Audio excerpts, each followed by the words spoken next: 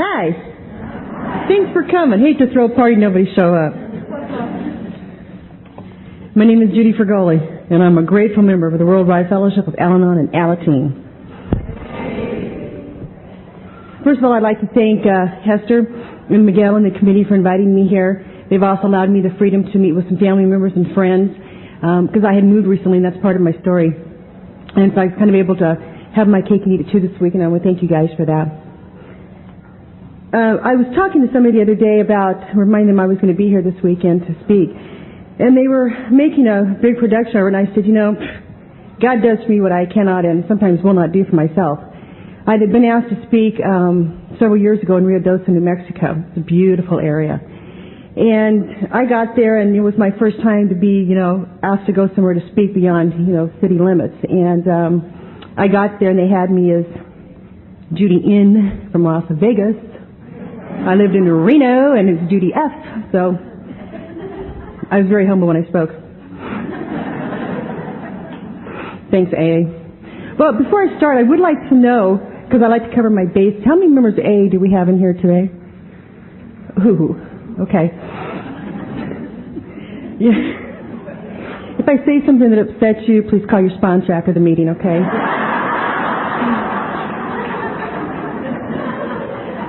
I learned not to color what I'm saying because of who's in the room. I like to qualify myself as a member of Al-Anon. I'm not an Al-Anon because I grew up in an alcoholic home. I'm not an Al-Anon because I married an alcoholic. I'm not an Al-Anon because you can't swing a dead cow without hitting 4 alcoholics. I'm an Al-Anon because I go to Al-Anon meetings and I have a sponsor and I work the 12 steps of Al-Anon. That's what qualifies me as an Al-Anon. Just real briefly, I did not grow up in an alcoholic home. I certainly related to the other speakers I've heard today, and thank you for sharing. I'm one of the few, and I just don't hear it very often, I didn't grow up in an alcoholic home. And I'll tell you, it was last night, we hear it say in A, and we certainly hear it in our own rooms, that more will be revealed. I had this little moment of like, ooh. I came to realize last night that alcoholism touched me when I was about 2 weeks old. And that's a great deal part of my story. But aside from that, there was social drinking in my home growing up. It was not an issue. It didn't become an issue until I married into the disease. I grew up in a stone's throw away from here, born and raised in Imperial Valley. And we would come to San Diego for playing and school shopping and, so when Hester called me and said, would you like to go to San Diego? I'm like, yes, And so there's not a whole lot of excitement down in Imperial. You go watch carrots grow in Hopeville and, things like that. But it was a very quiet, what I would call semi-normal childhood. The way it started for me, however, is I was actually born in Brawley. We had my parents and I already had 2 siblings were living in Imperial. For those of you that aren't familiar with the territory down there, Brawley's about a 20-minute drive. I have no idea which direction anymore. I haven't been there forever. And when I was 2 weeks old, they were on their way back to the hospital to make a payment on me, because back then you got to do that. And the hospital, Pioneer Hospital, is right on a curve as you come out of Brawley. And they were going in, so they were making a left to go into the hospital, and the story has it, a drunk driver T-boned them. My mother was holding me, no seatbelts back then. Brother and sister in the back seat, they're 1.5, 2.5 years old, they're bouncing around. My mother and I were ejected from the vehicle, and I got flung off in a ditch. She damn near died. She spent 3 months in the hospital. My dad was 24, 25 years old. He already had 3 children, couldn't find me. Finally found me about 300 feet away in a ditch. I was scraped up, but apparently okay. So yes, I fell and bumped my head. Blonde, I got problems. There were good family friends of ours that now live in Albuquerque, New Mexico, that were living in that same area at the time. So he called them, and they picked up my brother and my sister that night. And the next day they picked me up, and the hospital released me. And my mother spent 3 months in the hospital. Severe injuries, head injury, internal injuries, everything. When she got out and got back home, like I said, it had been 3 months. My brother, who was 2.5, he remembered my mother. But for those of you that are parents, know that when your children are that small, their memory span is about equal to that of an ant. Their memory, they don't remember. My sister had forgotten my mother. So the people that had kept us, that's who Mom was, to her. Now they already had 5 children of their own. They had each gotten married with their own kids, an already merged family. So for 3 months they had 8 children. and all in the age of 7th grade down to newborn. And I was always dressed up, apparently. Looked like I was ready to get my picture taken. I always wondered why I was a little fussy sometimes about clothes after that. So when my mother called and said, okay, bring me the kids. Now the woman who had us was named Judy. That's who I was named after. She said, are you sure? She said, yeah. Now, they already knew the whole story by this point. My mother had no memory of me because at that time she had no memory of having me, of going 9 months of pregnancy, absolutely no memory. They told her she had a newborn. So then when she was handed me, and I didn't even get the story till I was like 21 years old, and which is just a few years ago. There was no connection. Now, I didn't know this for many, many years. I knew that there's something not right. I was never treated any different. There's a 4th child after me. There's 4 of us, 2 of each. I was never treated any different, but yet I always felt different. And looking back on it now knowing what I know, there just wasn't that mother-child bond. Not her fault. That's just the way it was. Never could figure it out. I remember saying to her, I was probably, my memory of being young, I don't know. I apparently was there, but don't remember. I remember being mad at her for something, and I remember stomping my little feet. I was probably, I'm going to guess 6, 7, and I just remember saying, you don't love me like you love the other kids. And I'm sure that just ripped the heart out of her, because I'm sure part of it's like there's still no connection, and yet it's still a child of hers. So she made me a shirt later that says, Mom loves Judy, and I'm the only one got one, I have an older sister, and it's always if she gets one, I get one kind of thing. So that's how alcoholism originally touched my life. It took me many years to find that out. Once I grew up and got out of school, I couldn't wait to get out of the valley, and I left. My sister by that point had moved to Reno. And my dad had been transferred to Edwards Air Force Base in Lancaster from Mojave Desert. So when my job ran out after I got out of high school, it was time to book it. So I moved to Lancaster. And I lived there for several years till I turned 21. And then it was time to make another move because my sister called me and said, what are you doing? I'm saying, I don't know, trying to figure out what I want to do with my life. She said, why don't you come to Reno? I'm like, why not? Had no bills, had a set of wheels, let's go. Took the caps and I hit the road. And I'd never been to Reno. My dad had to give me the map and say, go north. And that was fun. I spent the next 21 years in Reno. And I met him a year later after I moved there. And, we did the little typical party in high school and that kind of stuff. I never hung out with people that did drugs. If they brought the drugs out, I left. I saw too many things happen, even at a young age. So I chose never to hang around that. I didn't know what to look for. I just knew that if it didn't look right, I left. Okay. Once I moved to Reno, and I met him a little over a year later at the rodeo. Now, in Imperial, there's a PRCA rodeo that comes through Brawley, but we never went because my dad always went as a kid. He got bored of it, so we never got to go. So rodeo was fun. Those big cowboys and got them leather things on and Chaps, you guys, chaps.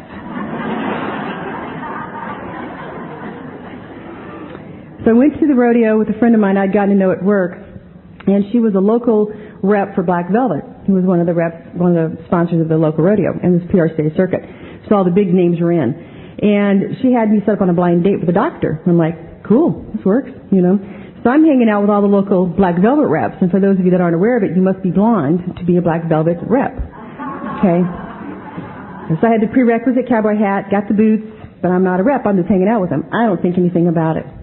Now, I didn't know this story from my soon-to-be husband until quite a few years into sobriety because he wouldn't own up to it.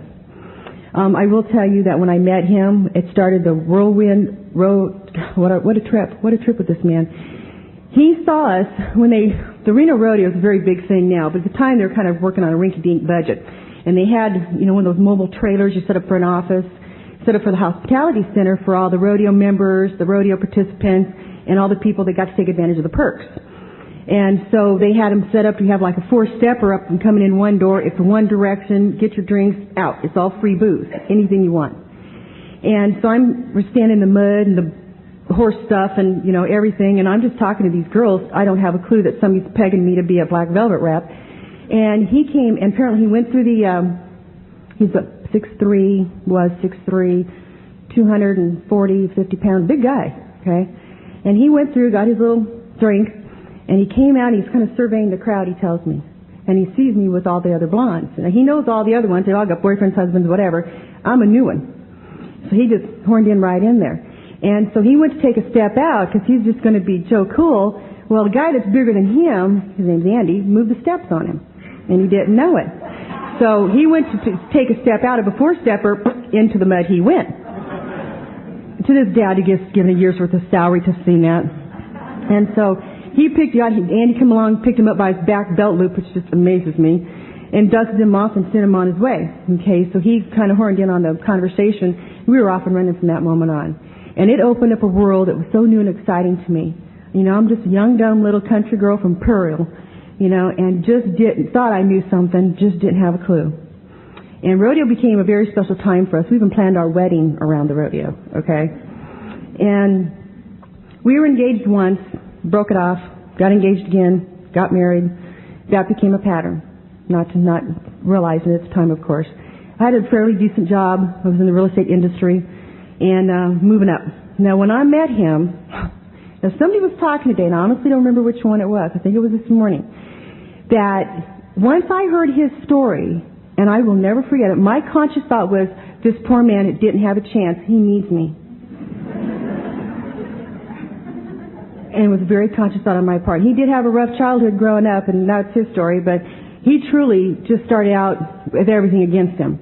And I knew that he needed me because I had all the advantages of growing up in a nice, you know, home that we had everything we needed, sometimes what we wanted, had our schooling, we had our parents' support and love to the best of their ability. You know, this poor man didn't have it. When I met him at that weekend, the mother of his son was staying with him and his girlfriend and all the kids, you know, and I'm like, and I didn't see anything wrong with that. I'm still wondering, that bump in my head apparently affected me more than I'd ever thought. And I just thought, we got to get these people out of his life, you know, just clean them out. And it took me a couple of years, but I succeeded. Once I set my sight on a goal, I don't give up. That also attribute has become a deficit, and sometimes it's still an attribute. We finally did manage to get married, and I got to tell you what happened with that. Once we were engaged the second time, and my parents were very angry with me because they'd already met him by this point, just knew that this was a huge mistake, but they wouldn't tell that to me. My dad did come to Reno for the wedding. My mother would not. It was a poor excuse she had, and I thought, fine, whatever. I didn't. Again, sometimes, you know, what appears to be a bad thing turns out to be a good thing. That lack of connection it created not that big of a deal for me. A week before, now what my husband would do when he would go drinking is he wouldn't drink at home where I could keep an eye on him. He'd have to be out in the thick of it, okay? Right where all the action was. And there was one place in particular called Bishop's. You know, it was kind of on a part of town that was becoming questionable. And in the back room, they did things that were highly illegal. And I always knew, I took great pride in going, I could find him if I want him. You know, I just refused to go look for him. But when he would go drinking, he would be gone. He wouldn't go drinking and stumble in at 3 o'clock in the morning. He would be gone. In Reno, you can drink 24 hours a day. And so it would always be 2 days, 3 days, whatever. So we went through several years of this in and out. And I'd been living up at Tahoe when I first met him and finally got to come back down to Reno. And a week before the wedding, had it out with him one more time, same story, different thing, you know, and I remember going in, and we were in my apartment, and I remember going into my bathroom, I shut the door, and I stood there with my fist clenched, which has also become a pattern, and said, God, if I'm supposed to marry this man, give me a sign. He didn't drop dead, so apparently I was supposed to marry him. So the wedding went through. Now we had our family friends who had taken care of me when I was a newborn, by this point had moved to Albuquerque. They were coming to Reno for the wedding. If you guys ever done this, you ever limit the alcoholic, like, one thing, just do this one thing? You know, just one thing. You know, and he had one thing to do, you know. First of all, he wanted to have his bachelor party the day before the wedding. I'm like, I don't think so. Okay. Because I already knew alcohol was a problem. But I figured it was because he didn't want to behave. I heard that term earlier today, too. And he was just being irresponsible. So I could show him. And so I said no. So we went round and round and round and round. And it was like 3 days before. And his best man, I told him, I said, I hold you responsible. Okay? And I knew he was going to drink. I have a problem with that. I had no problem with him drinking. It was just stop it at a reasonable hour. Well, ask an alcoholic to define reasonable. Okay? So I said, all I need you to do is to show up by 9 o'clock on this morning because the Albuquerque people will be in. That's all I need you to do. And he had one chore that afternoon. He didn't make it. You know, surprises, surprises. So, of course, I want to hurt him. And then he had to still make it to the tuck shop, and my dad was coming into town. I'm like, I'm going to kill him. You know, we're just not going to make it through this wedding. And I went to the tuck shop to finish up the final business and have a friend with me, and I asked this poor girl who's running the cash register, I said, has by any chance the groom shown up? You know, and I'm sure I was just a picture of, you know, wedded bliss to come. And I hear this, hi, honey. You know, and he's just reeking. You smell him before you see him. And he's stumbling. I'm like, you're driving? He goes, it's okay. It's okay. You know, I had called his best man early that morning and said, where is he? Well, the wife wouldn't get him out of bed for starters because he was passed out. And I said, get him up. She said, he's asleep. I said, don't make me come over. You will regret that. I said, get him up. So he dragged himself to the phone. He said, you know, I said, where is he? Where'd you leave him? He said, Spats. I'm like, I'll get you later, you know, because that was across the road from Bishop's. And so he shows up. I don't have any clue. He only got one DUI in his drinking career. It absolutely astounds me. It was only one. And so I leave because I'm so disgusted. We're going to go get ready to get married. And I'm going around one corner. My dad is coming in the other corner, around the other side. And I don't know this. And they end up meeting, and idiots drunk. We still did it. We still got married. And the funny thing about it is he was, such as it was sober for him, I am the one that got drunk after the wedding. I hadn't eaten. We were off and running. We truly were. And it was still fun. There were a few good years in there. And in a good friend of his, another one, his best man ended up moving back to Boston, and he ended up hooking up with somebody else that he'd been drinking with a long time. Got married. And that wedding was the end of the drinking career. That was the end by this point. He had already been diagnosed with potential liver problems, and he said, oh, the doctor just has to cut back. And I'm like, okay. You know, I tried to control his drinking by limiting what he could drink when we were at functions. Now, he knew that I was extremely naive, didn't have a clue about a lot of things. I didn't know about the extracurricular activities because I didn't know the signs. It explained a lot later. You know, like, how can you stay up for 4 days? How do you do that? You know? And he, we already had enough things going on. There was lots of signals, lots of bells and sirens, and I ignored them all. Because he could always explain his way out of it. Because he always found what I considered enough truth to the situation where I would bite the whole story. Okay? And when it came time for this last wedding, I was just about done. I just couldn't take it anymore. And I don't have to go detail you guys. We've all been there, done that, bought the t-shirt. Okay? So he, of course, disappeared after the bachelor party. And he finally calls me and he says, come get me. I said, where are you? Now, I knew where he was. And he told me, and I'm like, oh, I need a guard to get over there. I'm not going there by myself. And I went and picked him up, and he was so bad by this point, he would just reek. Got him clean. He got himself cleaned up because I'd already been punishing him. You know, I treated him like a petulant 2-year-old, but I could always justify how I could treat him. And he didn't put up much fuss because it wasn't worth it to him. So, did the wedding. He ended up disappearing again. We had a big fight. He split, you know, whatever was going on. And I thought, I'm done. And this is about the end of January. So I thought, when he comes back, I'm throwing him out. I'm done. Now, what I haven't told you, because I forgot, I always forget this part, middle of January, I had been working in the escrow industry, and my company had been sold. We did such a good job with the company and the office that LA sold us. So we went through the rehiring process, and I decided to stay with the company that was coming in. At that time, I could have written my ticket anywhere in town. So that was a year prior. So within that next year, everybody who had come in from the company that got sold was fired for one reason or another. Now, I got fired also, okay, and that was an extremely lucrative job at the time. Now, I blamed a manager for it. The real problem was I was so twisted over what was happening in my life, not knowing which direction it was coming from. I stood in my office one morning at 6 o'clock in the morning, already at work. And it was dark because it's January, it's Reno, and it's snowing. And I stood up, fists clenched, and said, God, get me out of here.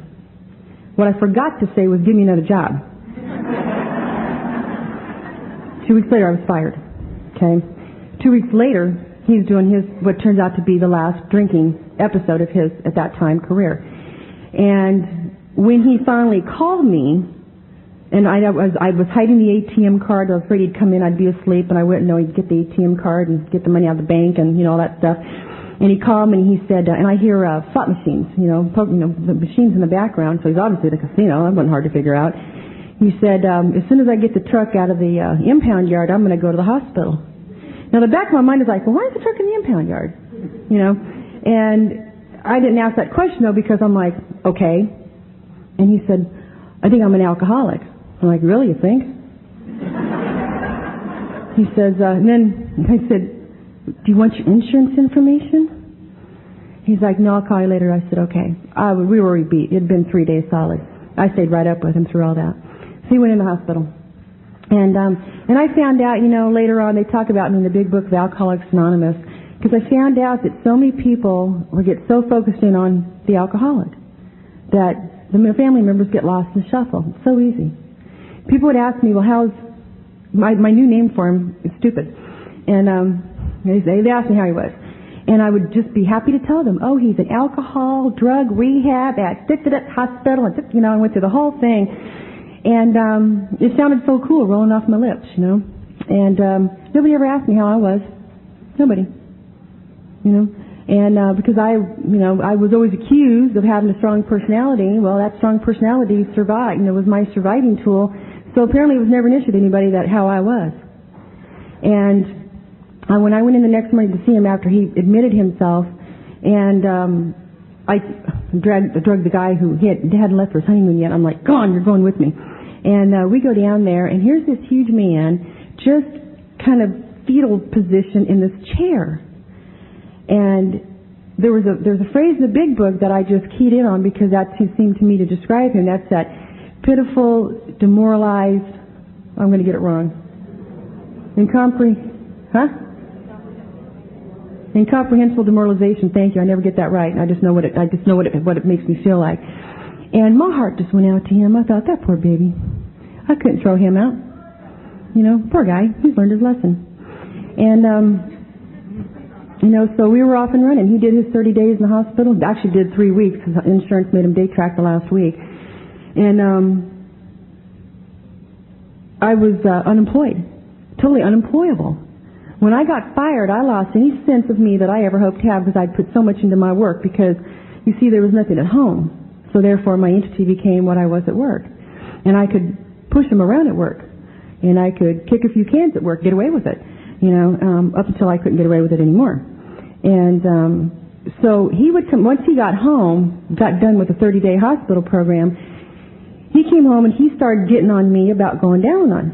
And I'm like, why? Well, he didn't know. He just knew the words, okay?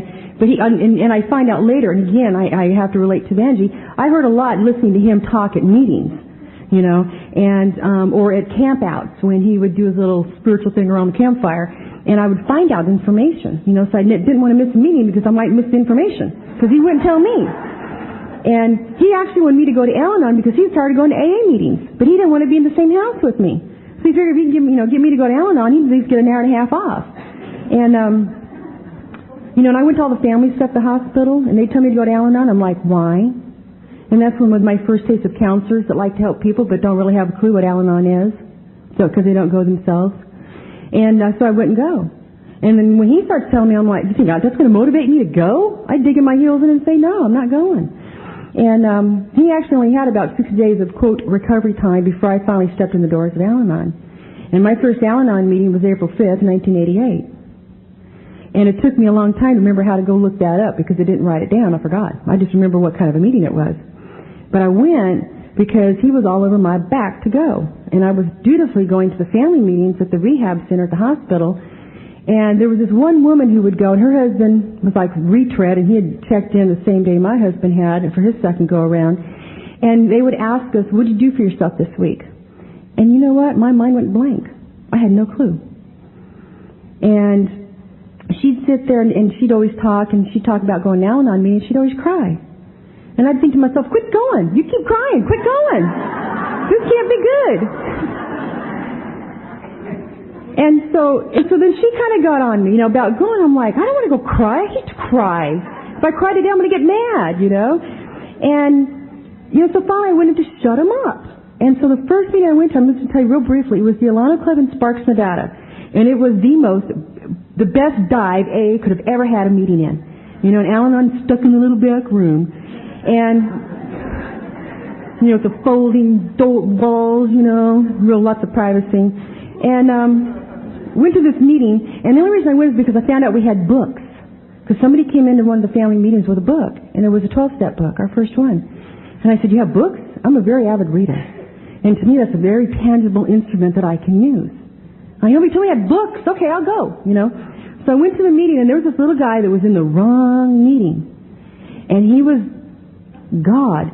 He was talking about whatever he was saying, and all I keyed in on was the next day he was going to find out if he was going to get more shock treatments. I'm like, whoa, man, I am in the wrong room. He scared me. And so I said, I'm not going back to that one. Now, this woman who'd been all over my back that kept crying about going down on, we left because she took me, and she apologized for the meeting. She qualifies for our program very nicely also.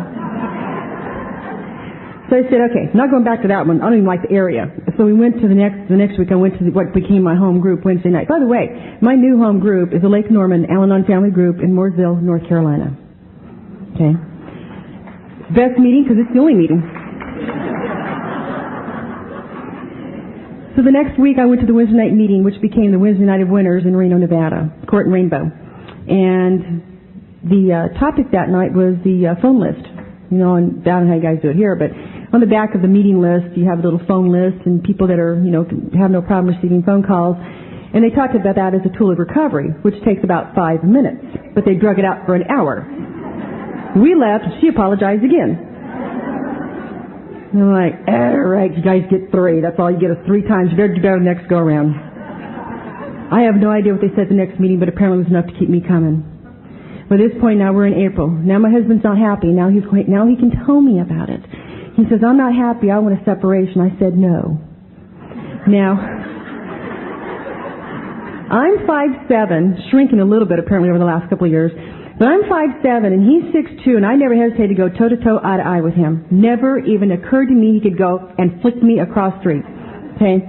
And I took great pride in that. And I heard Sue D talking several times, and I related to a lot of what she has to say. And it occurred to me, oh my God, I was putting myself right in the path of a freight train. Never even occurred to me. And so when he told me he wanted separation, one more time, never occurred to me I'm going to get in trouble here, or I could. And I said no, because I'm still unemployed. I can't find a job that's going to pay me anything. And by this point, nobody in the industry would touch me, because now I had a reputation. It didn't matter what my skills were. It mattered what my attitude was. And so I had no way to pay the rent.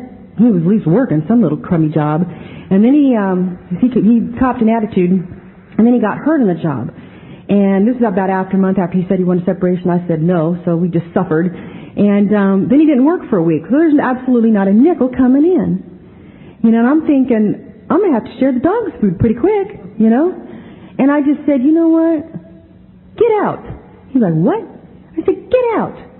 And I did it out of anger. I didn't think it out. I just did it out of anger. I said, you're not even bringing any money in. And you treat me like this? Get out.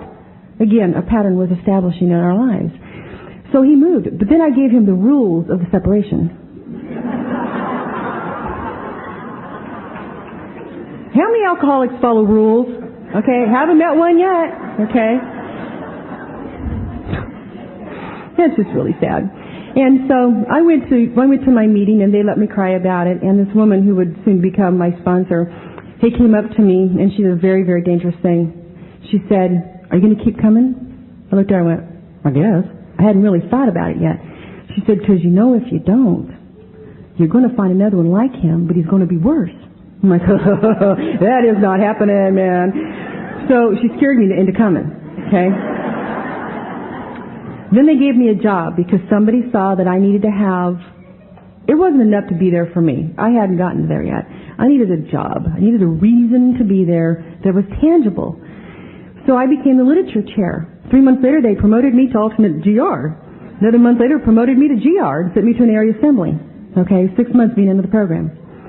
And we were still going through the separation, and that was the first time I ever became jealous of anything that he did or where he was, and never gave a thought before, because frankly, they talk about me and understanding ourselves in alcoholism. I didn't come in here crying and just a victim. I came in here with an attitude and with an ego to match.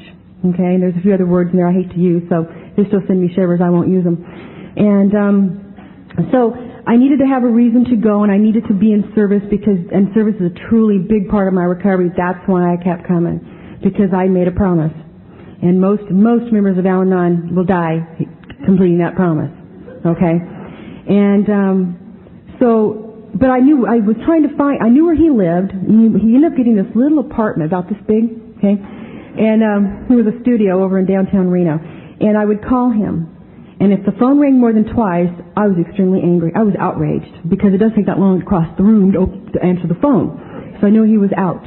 Okay, and we just did the alcohol two-step. He's sober the whole time apparently, and by the end of that year, he said, he came to me, and he always figured out, because I wasn't paying attention, he could two-step me into making a decision, taking an action. And later I'd figure out, because that means he didn't have to take responsibility. He goes, hey, Judy did it. So he was trying to maneuver me into a corner, and I was messing around going to Al-Anon every week, and he tried to maneuver me in the corner where I said I didn't want to be married to him anymore. I enjoyed being married. I really did. Aside from all the alcoholic stuff, I liked it, and I'd like to have that back one day if God deems it appropriate. And he said, well, okay, let me ask you this. If I file the papers, will you sign them? I'm like, I don't know. He said, okay, let me ask this. And he took a run at it like 3 times, and I wouldn't give him a concrete answer, because I'd learned in Al-Anon, don't do that. If you really want to frustrate an alcoholic, don't give him a straight answer. Try it. But more importantly, it was for me, because I wasn't about to make that decision, because frankly, I didn't want the divorce. I wanted to see if we could find a way to create a new relationship. And I wasn't going to say yes, I wasn't going to say no, because I was tired of being the one of calling the shots. I took that job on voluntarily, but I wasn't going to do it anymore. And I thought, you don't want this, you're going to have to be the man with the huevos to take care of it. I'm not doing it for you. So he finally got to that point where he said, I'm done. I said, fine, do what you got to do, and I'll see what I got to do. And we were at we were both at the same function. It was I think it was a gratitude dinner, and they always have a dance. I hate dances. Never had good luck at them things. And I saw him acting in such a way that was so disrespectful to me. I damn near killed him that night. I remember I went up to the dance floor and got him by his earlobe and drug him off that floor. 6'3", I'm 5'7", okay? He's got a few pounds on me. And I just said, I can't believe you're doing this. And I just read him the riot act, and I stomped off. And I tried a lot of things with him to shock him into awareness, because, you see, these things would have worked for me. So it only made sense that it should work for him. Okay, he does speak English. He does know how to communicate, but, I never could get through that. And I found that I had spent a lot of time prior to sobriety, and definitely after sobriety came into our home, of trying to get him to feel the way I felt, so he would understand. Because, you see, if he could understand how I felt, he wouldn't do that anymore. I now know that is an impossible chore, because I will never act and think the way an alcoholic does. And for that, sometimes I'm grateful, and sometimes I'm not. By the way, I love alcoholics. You guys are fun people, okay? Sometimes in smaller doses than others, but, so I love alcoholics. That's why I was attracted to one. The personality is wonderful. But I can't think like you, and it will just never be. And so, he finally filed the papers. I signed them and said, we're done. Now, through all of this first year, serious financial devastation hit us. Hit me. Because, you see, I put everything in my name, because he wasn't responsible. So he wasn't going to get anything in his name. So when it hit the fan, I'm the ship that went down. And it took me a lot of years to do a lot of repair on that. And, I'm through all that now. And, so I got very heavily involved in service, because there was nothing else left to do. I was finally working some little crummy job, feeding the dogs, and trying to move along. So we were, first time, keyword, first time, we were divorced December of 1988, the year that he had gotten sober. After that, within, I want to say like 6 months or so, he decided that, maybe the grass wasn't so greener out there. And he wanted a reconciliation. I made him work for it, okay? I said, it's going to be a few carrots this time, the cost to get in the door. And we did reconcile and we remarried. He put the pressure on me. You see, I also heard in my meetings that I went to that the statement had been, I don't know what they said. I just know what I heard, okay? What I heard was, we go through all of this with the alcohol. It doesn't matter if it's male, female, whatever it is. And you go through all this stuff before, and if you go through the separation, and if you don't give them another opportunity, then somebody else gets to benefit from all your hard work. That to me was God saying, let him come back, okay? I don't want anybody to benefit from all that pain. So we reconciled, and he said, I want to get married. And I'm like, I don't think I'll do that, And anniversary was coming up. We'd gotten married in June. And he put the pressure on, so we remarried quietly. My parents didn't talk to me for 6 months. And, and then we moved to Sparks. And that was about, it's like middle of April, we get a phone call from his son's mother. Now, he's been married a couple times before me, and children, and not always married, and, just a really, real alcoholic thing. And, but this one kid, he was getting his butt whooped in school. And he was his father's son, except he didn't have a street sense, And my husband had been on his own at the age of 12, so he knew how to survive. His son had no clue. So he was getting his butt kicked. He lived in Vacaville. So she wanted to send him to Reno and finish out the school year, so that nobody killed him. And I'm like, oh. So he came up for 6 weeks, and I got to tell you, that was the longest 6 weeks of my life. I couldn't wait for him to get the hell out of town. His stepfather came to pick him up and dude, out later, because I would argue with this kid. And it was like arguing with my husband, except he was shorter, And it turned out he was getting into drugs and all kinds of stuff. I had no idea. I didn't know what to look for. You got to be falling down in front of me before I go, oh, guess there's a problem. And, and so that had set the tone for, and I had never ever tried to get involved, standing between my husband and his children. Because I knew not to do that. And a lot of times he'd drop everything he had and flew over the mountain. And go take care of some crisis. There's always a crisis. And, but after that, I just said, no, I'm done. That's not going to happen anymore. And she tried to pull that stunt the next year, and I wouldn't let him. I said no. We'd already been through so much, in and out, and separation, divorces, and remarried, and in and out again.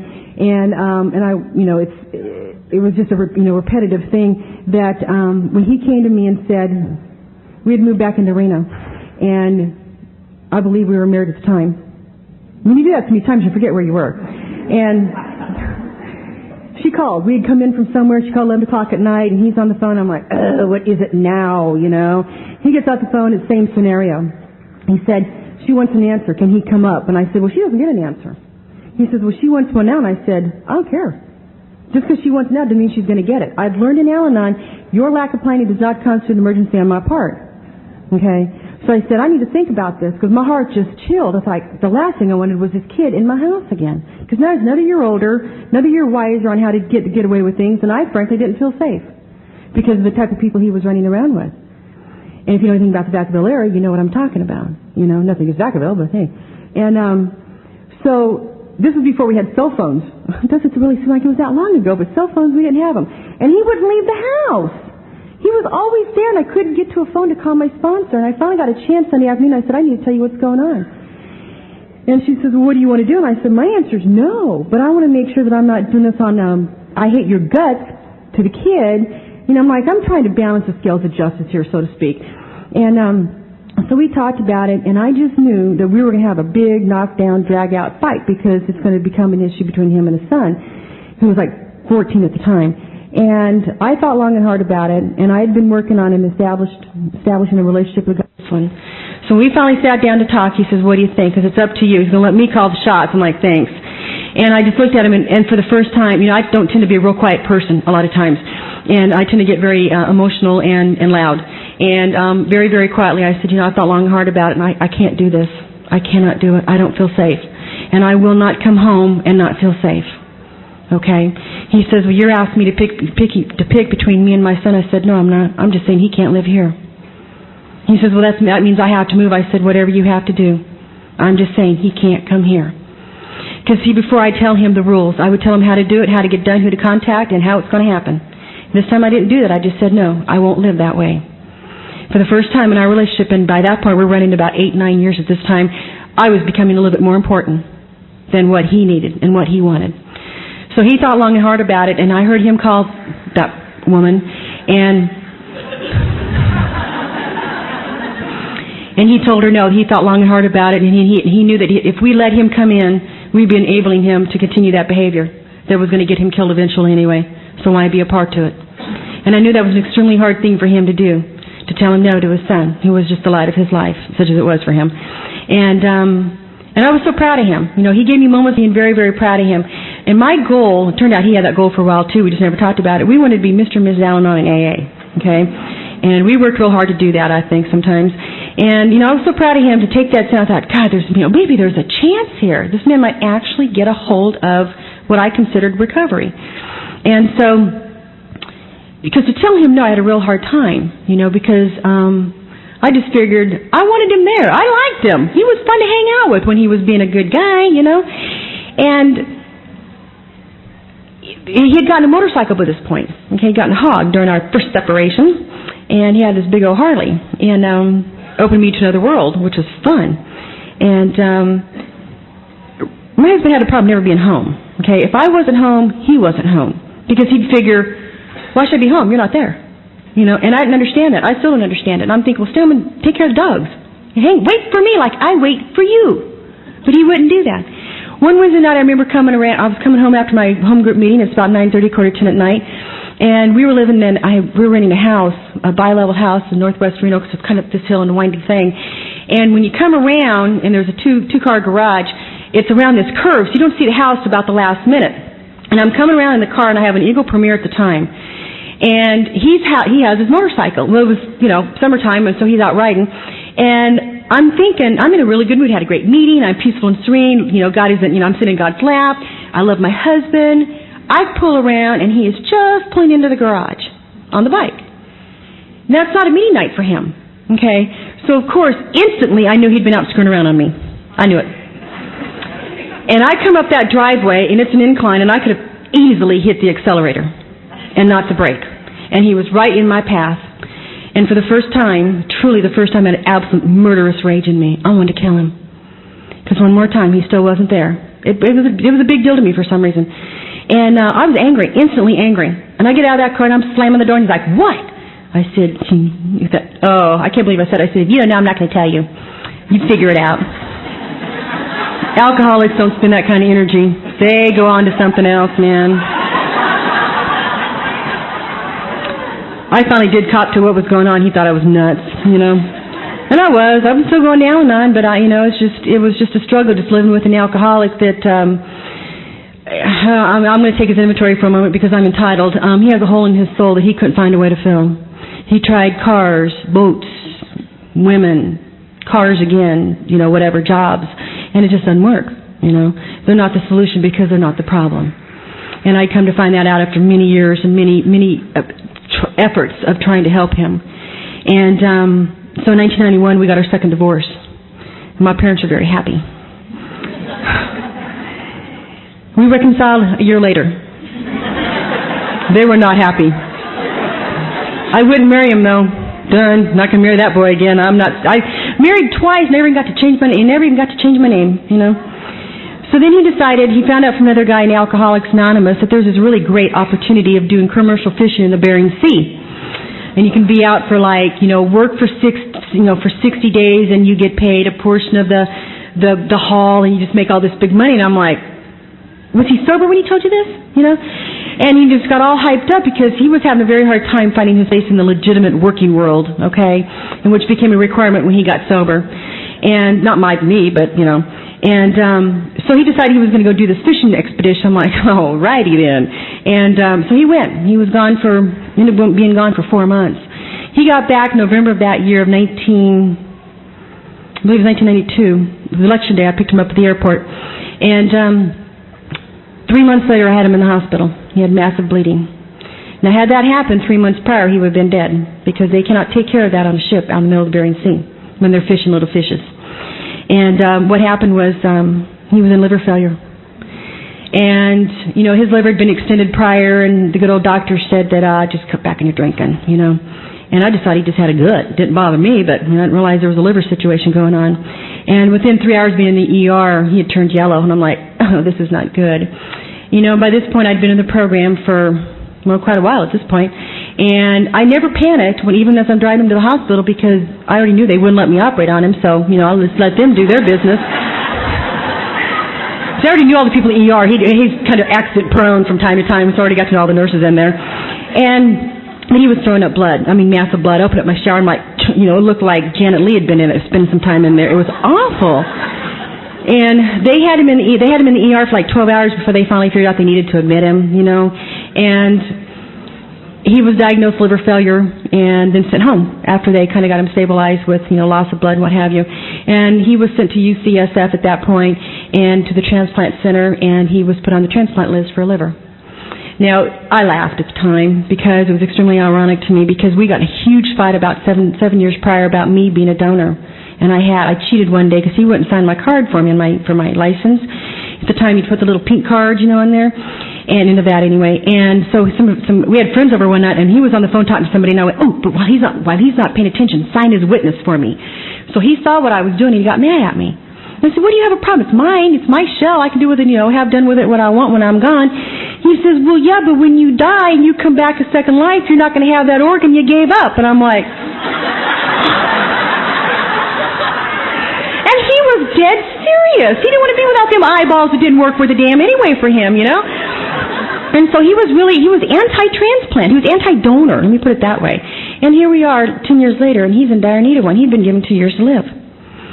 Now, through all of that, I'm fairly calm, but, I'm thinking, man, when am I going to catch a break here, And we were kind of like together, not really together, and separate addresses, it was really stupid. And from that point on, my motivation changed. I did things for him because I felt sorry for him, okay? Through all of the insanity and all of that stuff, any love that I might have felt had pretty much been put to rest. But his family was extremely crummy, and you couldn't depend on them for anything. And I thought, you know what? No matter what happens, this man does not deserve to walk down this road by himself. One of the first speakers I ever heard was Judy from Yorba Linda talk. And in listening to her, and we were separated. My husband and I were separated at the time. And the anomaly was when we were together. And I listened to her talk, and when I was listening to her, I realized for the first time it didn't matter what he had done. It didn't matter how he had done it. It didn't matter who he had done it with. It just mattered what I had done to him. And it was like, what an awakening for me. And I left that conference, and I hauled butt over to his little house and said, I need to talk to you. And I promptly did an amends right there, and I had done the first three steps. But I knew I needed to take care of that immediately because the clarity was there for me. And first of all, I said, here, listen to this. And we put that tape in. Thank God for tapes. And he just went, okay. And it was a pretty powerful message. And I made my amends right then and there on the spot. And he goes, it's okay. I said, no, it's not. It's not okay for me to be like that. And that started my inventory process. So I kind of got out of order and had to get myself back in order there. And so through all of that, I had learned I had my support system, I had my sponsor, which, by the way, she was self-appointed because I wasn't going to get one, so she did it for me, which I'm very grateful for. And she also played tricks on me. She would call me at different times, like weekends usually, because I usually worked long hours. And she would call me at different times in the weekend and say, hi, you talked to God yet? I'm like, damn, I could have told her yes. She didn't ever know any different. But, I'm a true member of Al-Anon. I'd feel guilty if I lied. So I learned to talk to God first thing in the morning, man, because, in the beginning I had made the mistake of sharing that I didn't think I needed to do things the way you said I should. Like, do your daily reading in the morning? Why? I don't get up in the morning. I don't do mornings. I do much better 11 o'clock at night. And so I try to do my stuff at night. It doesn't work. So because of that, she had to trick me into doing my business the way I needed to in the morning, and I do that today. It works for me today, and I'm very grateful for that. When I made the decision to help him and be a part of his life through that medical crisis, I was in the process of buying a home, and I took great pride in that. I worked my butt off for that home. I got qualified on my own, got the money on my own, had about 4 roommates. Me and the dogs gave up all of our extras. I didn't get any movies, they didn't get any bones, and we suffered for many months to get that money, and I bought a brand new home in Reno. And he ended up helping me move into it, And so within less than a year, it was 1994, he got a phone call. And by this point, he had to move to San Francisco. He had to relocate to California and in order to be close to the hospital. And he was already on a pager at this point, and he was like second from the top of the list. And they really liked him. He's a very charming man. He's just an idiot. when it came to me anyway. And but he was also, he wanted to live. He never had the attitude everyone wanted to live. He was just die young, leave good looking body kind of attitude for a lot of years. And when he was in the hospital that first go around, they had put some stents in and just all kinds of nice things. His little buddy, whose wedding was his last drinking episode, came up and they wouldn't let him in because he's in the intensive care. And I ran into him in the hallway. He said, "What's going on?" So I told him. He said, "Man, what a shame. Don't drink and you still have problems." And I didn't know what to say. I just said, "Gotta go." And so I repeated this back to my husband, and he looked at me, and I was so proud of him at that moment. He said, "You know what? I could do it sober. I could do it drunk. Today I choose to do it sober."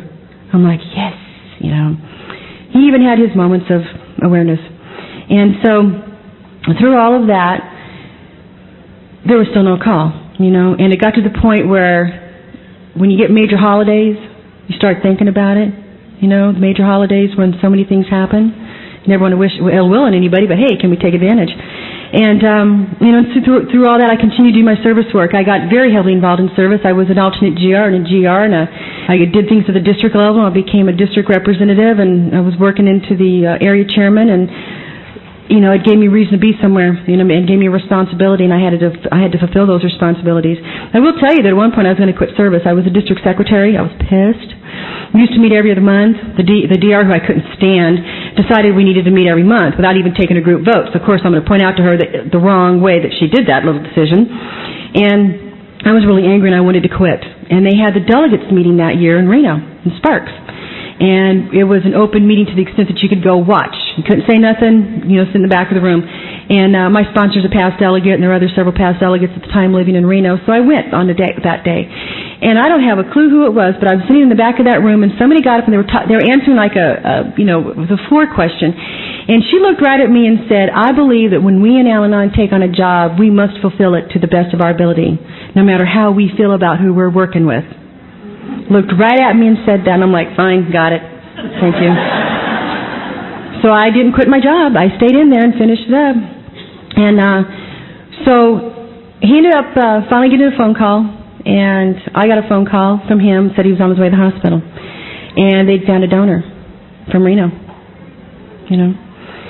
So I called his sponsor.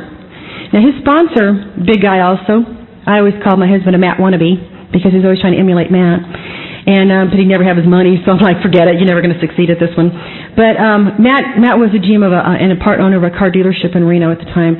And at one point we needed another vehicle, and we were going through the alcoholism vehicle problems, and the credit, was not worthy of anything. So we went down at the car lot, and we found a car that I really wanted, and I'm thinking, then I'm jumping ahead 4 weeks on how we're going to create the financing, who's going to take me, with this whole thing. And I'm just sitting there chewing on this bone in front of Matt's office, and he looked at me, and bless his heart, this is why I love alcoholics.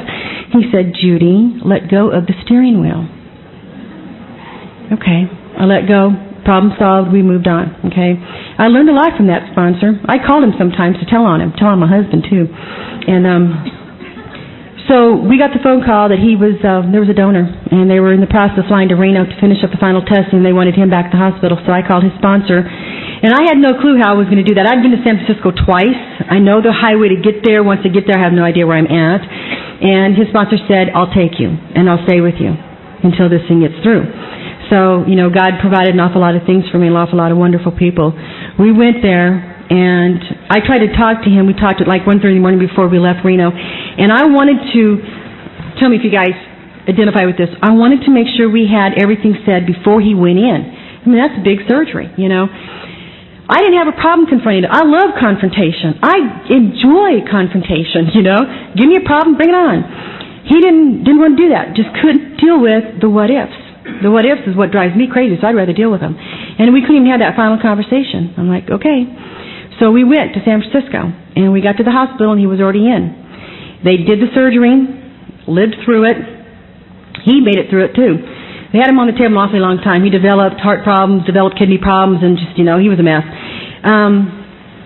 Matt stayed for 3 days and left me on my own.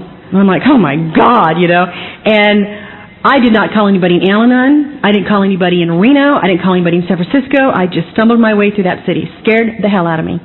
And I was so glad to get home, and I was getting ready to make a job change. So I needed to get home and finish up and make my job change.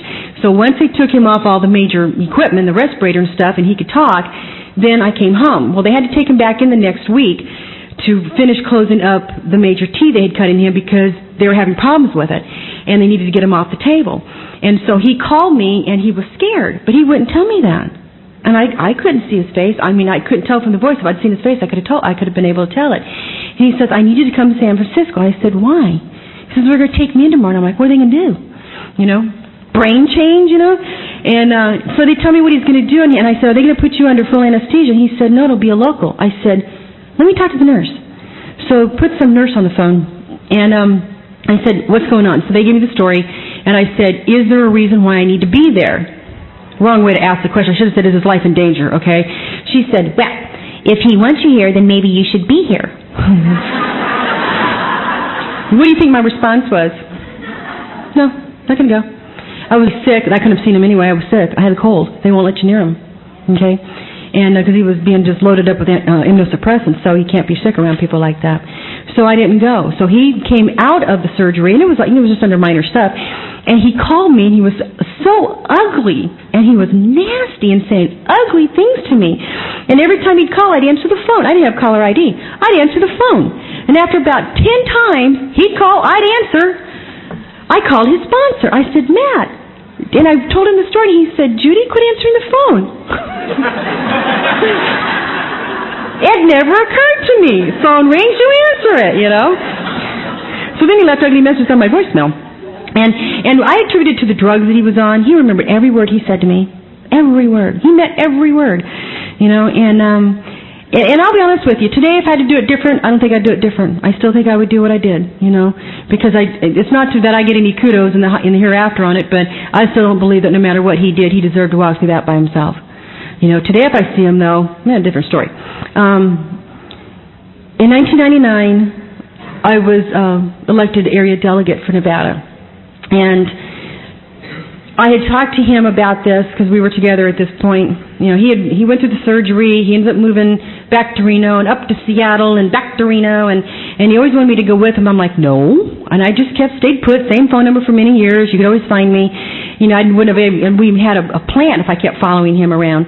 You know, so he's all over the place. And by this point, he's moved back to Reno now, okay? And he's living with me because I felt sorry for him. And but I still had this thing about the words so reverberated in my brain, don't let him go because you got too much time invested in him, you know. And so we talked about me being a delegate, and I said, this is what we need you to do. I had a couple of dogs, you know, and a cat, and do this and that. And he said, okay. And then 2 months after our area assembly, he was diagnosed as diabetic, which is a side effect of transplant. And he should have been in a coma, but, you know, he defied the odds again and was walking around and driving with a sugar count of like 850 bazillion, and it was just unbelievable. So he's diabetic at this point, and they told us that would happen.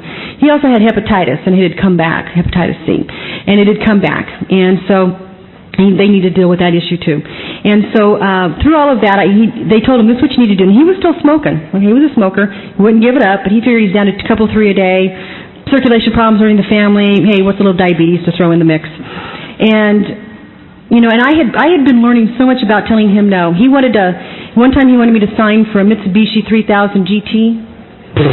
Like we need that in Reno. I said no. He moved out a month later. And I knew when I said no, he was going to leave. At this point, he'd done it so many times, like, go ahead. And, you know, so it was real hard for me a lot of times telling him no, but I was getting much better about it. And so he became diabetic and would not take care of himself. And so I told him, I said, you know, God knows we have a long history here, but I walked down the road of alcoholism with you and the transplant and all the insanity that comes along in this over the years. I'm not willing to walk down this road. You know, you won't take care of yourself. And if you won't take care of yourself, I'm not going to take care of you. And he was already running the risk of amputation. I said, I won't do this. Chopping body parts off because you won't take care of yourself? No, I won't do that. He moved to Vegas at that point. Like, wait, you know. And I became a delegate. And every year that I went to conference, there was this big thing going on in my life. And Nancy B. from Colorado said, you know, Judy, sometimes when you become a delegate because God knows these things are coming up and you need something else to stay focused in on, and not these other things that are happening. And other people get to slide right through, and I didn't get to slide through. I got to take care of a lot of things while I was delegate. But it was wonderful. That first year we met in Connecticut, and we went to the Stepping Stones trip. You know, how many of you have been to Stepping Stones? Okay. If you get an opportunity to go, go. Okay.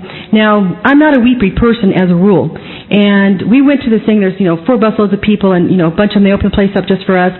And there were people walking around, it was kind of a soggy day, and they're sobbing, they're crying, they're like on sacrilegious, this is sacred ground. And I'm thinking, it's real estate,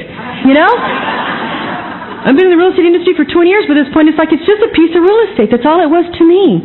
And I just did not get the spiritual wave going on that apparently all the other people were getting. And I thought, maybe I do have a heart of peanut butter. I've been accused of that before, so maybe that is true. And I had an opportunity to meet a woman by the name of Bernadette. And she had been a friend. She met Lois about the last 11 years of Lois's life. And we met in Lois's sewing alcove, okay? Bill had, what the heck's it called? His office? Huh? Yeah, Wits Inn. He has this big building, bathroom, bed, everything called Wits Inn. What's Lois got? A little alcove in the house, okay?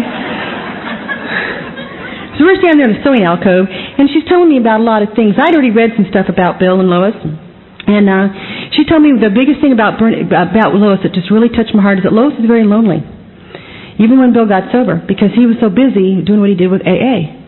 So she was always waiting on him to come home. She came into her own, obviously, after he died, and she became very involved with Al-Anon, okay?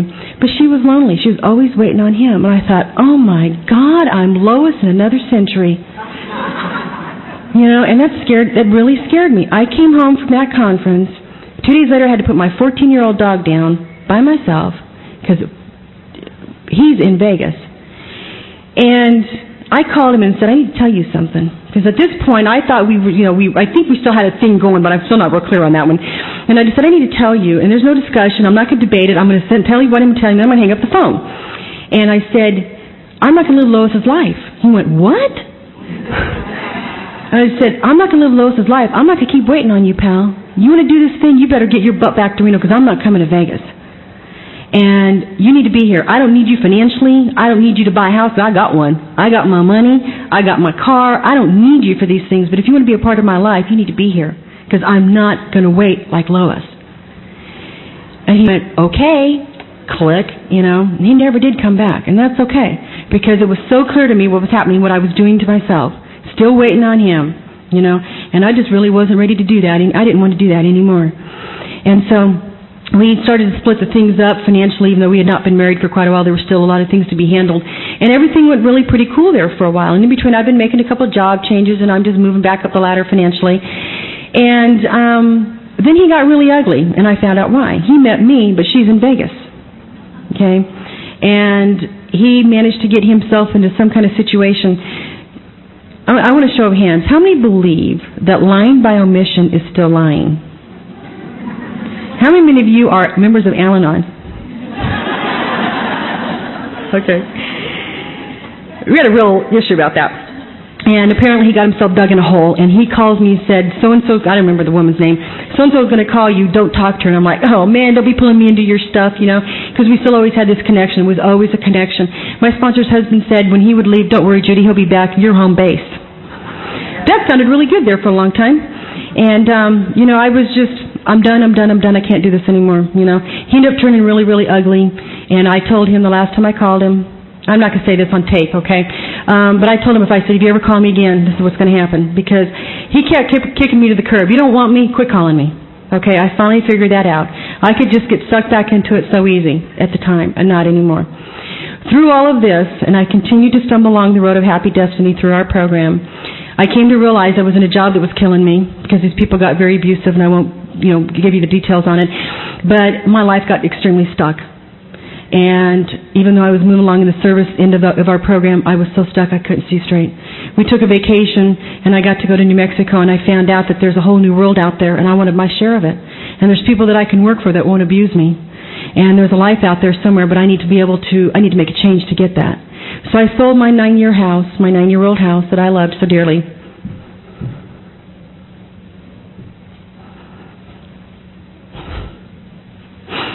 This program has given me friends that astounded my father. Ran into a member of AA, hadn't seen for several years. He was going to be without a job. I said, hey, you want to take a road trip? He goes, yeah, where are we going? So I told him. He goes, yeah, I'll drive the moving truck. Good friend of mine who had started the program in Reno, moved to North Dakota. I called her and said, how much vacation time you got? She goes, I got 8 days. I said, book it. We're taking a road trip. Another good friend of mine who's in this room today happened to call me, and we were talking about what was going on. And I invited her to go, and she goes, I'll go. I can be your cook. So I had my own cook on the road. We packed my house, everything I owned, my vehicle, rented a 24-foot motorhome and a 24-foot moving truck and a trailer to trailer my vehicle, and we moved to Moorseville, North Carolina. Took a 5-day road trip. Without this program, there was no way I would have been able to utilize the tools or have the clarity what I needed to do, but every door opened the way that it should have. One of the things that I had learned, and I had to write it down, is that my will is a desperate urgency. God's will is a calm certainty. And every time I felt that I needed to do something, I'd turn it over to God. And when the door opened, I knew it was time to go. I didn't have to force anything. I made a 2,700-mile move in November of last year. Don't regret a moment of it. And I've started my life again. And this time I wanted to do it with the tools of the program very, very much in the front of my mind. And I've been able to do that with an awful lot of help. And I'm involved in service, and I have another sponsee that I'm sponsoring now where I live in Moorseville. And, you know, my life is just, it's moving. And I'm so excited. And I was telling a good friend of mine, I said, the only thing I don't have right now in my life is a man to screw it up. But I'm working on it. Without the people in this program, you know, there's just no way. I'd still be stuck in Reno. I needed to leave. You know, and I wanted to make sure I wasn't pulling a geographic. And I'm really surprised how many people accused me of that. There was only a few. I said, it's not geographic. I don't expect my life to get better, but I need to make a change. I've been here 21 years, been on the West Coast forever. It's time to go. It's also amazing how many people shrink from change, even with somebody else's. There were a lot of reasons why people gave me not to do what I was going to do. One of the reasons I picked where I picked is because I want to get into the racing industry, and Mooresville's the place to do it. I thought if you want to be a movie star, you go to Hollywood. If you want to do racing, you go to Mooresville, North Carolina. And so that's what I've done. And I haven't gotten into the business yet, but, you know, I'm working on it. And that's my dream. And when I saw what the theme was this week, I'm like, that's perfect. That's just perfect for me. You know, thank you for letting me be here to be a part of this dream. And people would tell me why I couldn't do it. And I'm like, you know what, I want to talk to you. Take your opinion down the road. Because I don't want to hear why I can't. I want to hear why I can. And that's the biggest difference for me. It's real easy to say why we can't. And I just want to close with two things. I'm going to cry on the second one, so I'm going to do the first one first. Okay. This is one of the love gifts we had gotten, and some of you have probably heard this in my first conference as a delegate. It says, Dear God, so far today I've done all right. I haven't gossiped, and I haven't lost my temper. I haven't been grumpy, nasty, or selfish. In fact, I haven't done anything that would be displeasing in your sight. But in a few minutes, God, I'm going to get out of bed. From then on, I'm going to need a lot of help. That's my prayer in the morning. I want to tell you that the people I've been privileged to meet in this program, there's no words. The travel I've been able to do because of being a delegate, unfortunately, it was a real hardship a lot of times because of work, etc. Sometimes the distance. The first year as a delegate, we do have delegates meeting, you know, in all the regions, the Southwest regions where this belongs. I had to go to Hawaii. Damn. True hardship, you know.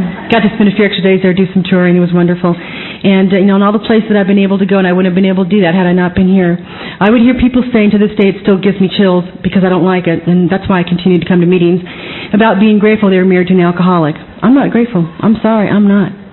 If I could have picked a different way to live my life, I would have done it. But if I have to be anywhere, this is the place to be. Okay? And I will never be grateful that I went through the pain that I went through. I am grateful that because I went through it, it can be of service to somebody else. And that's the miracle of these two programs is just what amazes me, that we can be bleeding from our hearts inside out, and it can actually help somebody else. I don't understand that paradox, but it does. You know, and so if I have to do it, this is where I'm going to do it. It works for me. But if I got to choose in later life to do it different, you bet I'd do it different. I wouldn't pick him. I'd probably go find somebody sicker, you know. I want to finish with one thing. This is something I went through a period of, I was probably going to become clinically depressed. And that scared me because I have my own opinions on all that stuff, but it was shaking me to the core of my soul a few years ago, and I was just standing what I felt was on just this edge, and people were talking to me about it, and I just said, no, I don't want medicine, I don't want any of that stuff, just leave me alone and I'll figure this out, and I just continued to do my meetings, and I climbed into God's lap seriously about 2 years ago, and I haven't left it. And there's people in my life that are licensed to tell me when I'm getting out of line. They just have to learn how to do a little bit nicer sometimes. I can be a wonderfully compassionate, kind, loving person, and I also can be the exact opposite without too much effort even today. So I continue to go to meetings, do the best that I can, and I hang on to some of the gifts that I've been given. One of these things was my immediate past delegate, who's Doug J. from Las Vegas, had come back from conference with this, and I printed it up because I needed something that I could carry in my purse because I would pull it out. If I didn't have it, I probably would have shot somebody had I owned a gun, But it says, and it just goes right with the theme, and that's why I believe God's working in my life today. I had an awful lot of proof of it. It says, don't ever try to understand everything. Some things will just never make sense. Don't ever be reluctant to show your feelings. When you're happy, give in to it. When you're not, accept it. Don't ever be afraid to try to make things better. You might be surprised at the results. Don't ever take the weight of the world on your shoulders. Don't ever feel guilty about the past. What's done is done. Learn from any mistakes you might have made. Don't ever feel that you're alone. There is always somebody out there for you to reach out to. Don't ever forget that you can achieve so much, so many of the things you can imagine. It's not as hard as it seems. This is where I was losing. Don't ever stop loving. Don't ever stop believing. Don't ever stop dreaming your dreams. Thank you.